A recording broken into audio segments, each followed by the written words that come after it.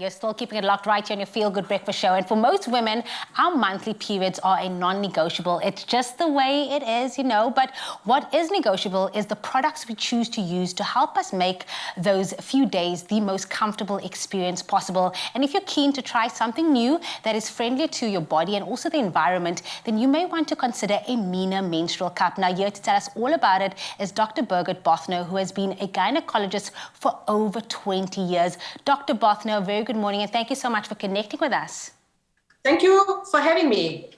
I mean, I want to get straight into it because we've been having this conversation for the past few weeks now. Some people come with a bit of hesitancy when it comes to this. Most women we know have been using tampons or pads for many years, and menstrual cups are the newer product on the block, so to call it. So many women will naturally wonder if menstrual cups are as effective. Maybe you can put our mind at ease when it comes to this. How effective are menstrual cups?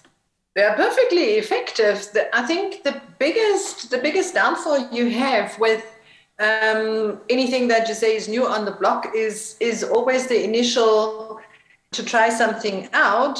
They are highly effective. They're highly effective and probably even cleaner, safer than your normal tampon or pad.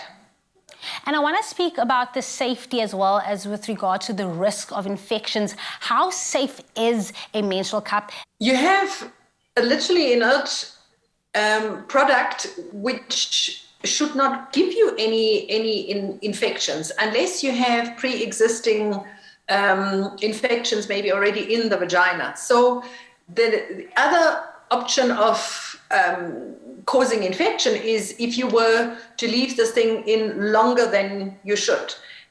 Something that is more being described with retained tampons. You know, people have forgotten that they have a tampon in there. They leave that for hours and hours and hours or days. And the next thing is you have roaring infection and possibly what they call a toxic shock syndrome.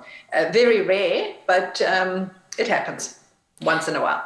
And then something that I wanted to know as well with regards to intimacy, can one wear Mina during intercourse? And does the Mina menstrual cup protect one from sexually transmitted diseases?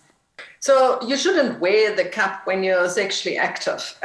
Never mind that. I think your partner would probably complain if you were to try and use it. Okay. It can't protect you from infections. That it definitely doesn't do. You know.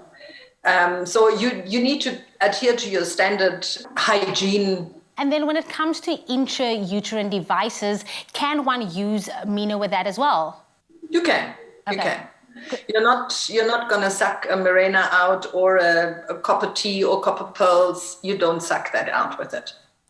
You've mentioned it earlier on, and I've heard so many horror stories when women leave their tampons in for too long and they get infections and just so many bad side effects. But what happens if one can't retrieve the menstrual cup? If you've left it in maybe for too long, what then happens?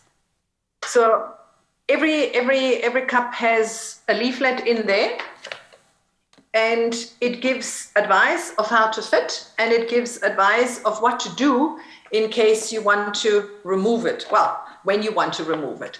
And it will give you a note of what to say if you are stuck. So it's all in this little paper.